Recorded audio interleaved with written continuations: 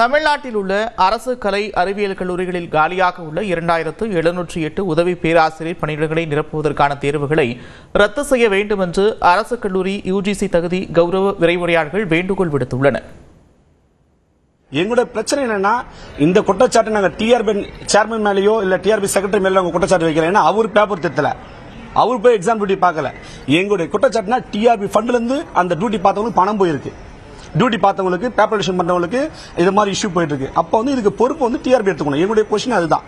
இப்ப அரசு கலைக்கல்லூரியில மினிமம் 45, 50, 58 ரிட்டையர்டவே ஆயிட்டாங்க. நிறைய கெஸ்ட் லெக்சர், நிறைய கௌரவ விரிவுரையாளர் குடும்பம் அனாதையவே ஆயிடுது.